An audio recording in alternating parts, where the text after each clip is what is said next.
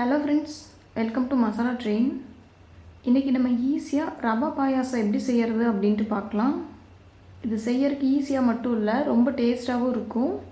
இது ஒரு 10 நிமிஷத்தில் நீங்கள் ரொம்ப சீக்கிரமாக செஞ்சு முடிச்சிடலாம். இப்போ எப்படி செய்யலான்ட்டு பார்க்கலாம். ஃபஸ்ட்டு இதுக்காக ஒரு கடாய் வச்சுக்கோங்க. இதில் 2 டேபிள் ஸ்பூன் நெய் சேர்த்திக்கலாம். இதோட திராட்சை முந்திரி எடுத்துக்கலாம். இது சிம்மில் வச்சு நல்லா வறுத்துருங்க. இது நல்லா இந்த மாதிரி வறுப்பட்டதுக்கப்புறம் இதை எடுத்து தனியாக வச்சுக்கலாம். இப்போது அதே கடாயில் ரவை வறுத்துக்கலாம். நான் 1/2 கப் ரவை எடுத்துருக்கிறேன். ரவை வறுக்கிறதுக்கு நெய் பத்தலை அப்படின்னா இன்னுமே சேர்த்திக்கலாம். எனக்கு இருந்த நெய்யே போதுமானதாக இருந்துச்சு. இதையும் சிம்மில் வச்சு ஒரு 2-3 நிமிஷம் கைவிடாமல் வறுத்துட்டே இருங்க. இதோட தண்ணி சேர்த்திக்கலாம். நான் 1/2 கப் ரவைக்கு 4 கப் தண்ணி சேர்த்திருக்கேன். ரவை பார்த்திங்கன்னா தண்ணி நல்லா இழுத்துரும். தண்ணி சேர்த்துனதுக்கப்புறம் ஒரு மீடியம் ஃப்ளேமில் வச்சு இது ஒரு 5 நிமிஷம் கொதிக்கிட்டோம்.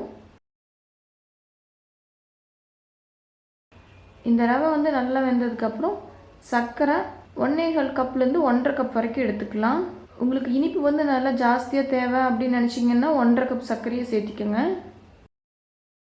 சர்க்கரை சேர்த்துனதுக்கப்புறம் பால் 1 கப் எடுத்துக்கலாம். பால் உங்கள் விருப்பத்துக்கு ஏற்ற மாதிரி நீங்கள் சேர்த்திக்கலாம்.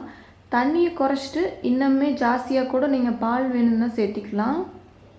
பால் சேர்த்துனதுக்கப்புறம் ஒரு 2 நிமிஷம் கொதிக்கிட்டோம். இதோட வறுத்து வச்சுருக்கிற திராட்சை முந்திரி எடுத்துக்கோங்க. இது ஒரு டைம் நல்லா கலந்து விட்டுடலாம். இப்போது அரைச்சி வச்சுருக்கிற ஏலக்காய் தூள் சேர்த்திக்கலாம்.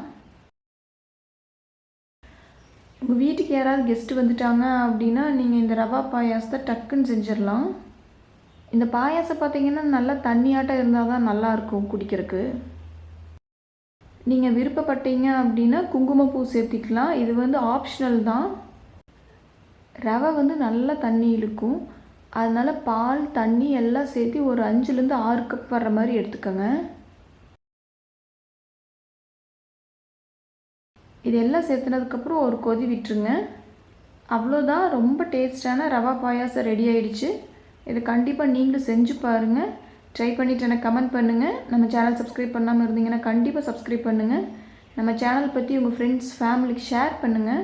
அடுத்த வீடியோவில் பார்க்கலாம். நன்றி.